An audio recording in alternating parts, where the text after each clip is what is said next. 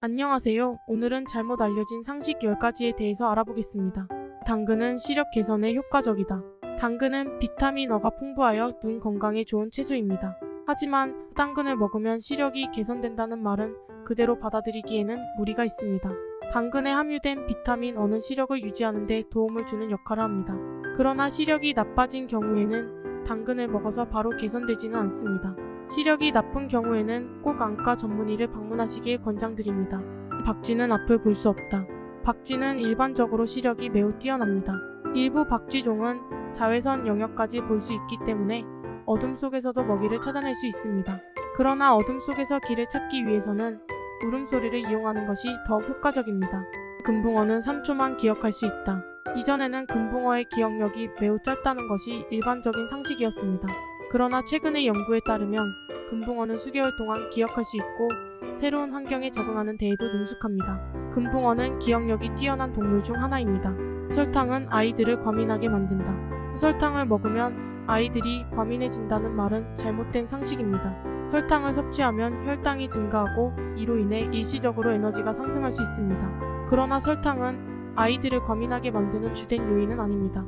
인간은 뇌의 10%만 사용한다. 이것은 오래전부터 유행하는 상식 중 하나입니다. 그러나 이것은 매우 오해가 있는 주장입니다. 인간은 뇌의 모든 영역을 사용합니다.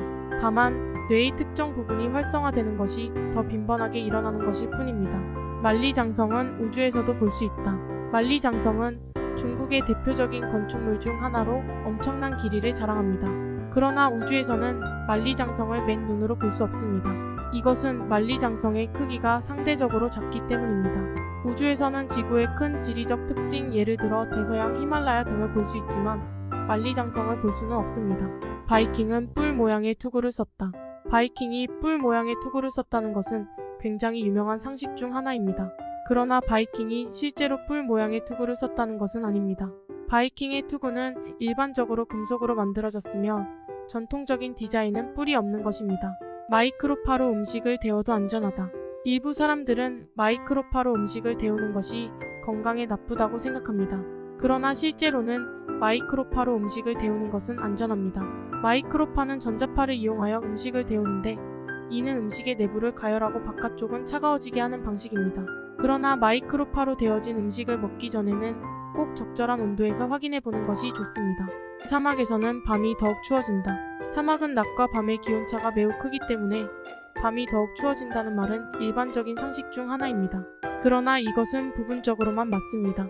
사막에서는 낮과 밤의 기온차가 매우 크기 때문에 낮에는 매우 더욱 더워지고 밤에는 매우 추워집니다. 따라서 밤이 더욱 추워진다는 말은 부분적으로 맞을 뿐 정확하지는 않습니다. 새는 하루에 한 번씩 배설을 한다.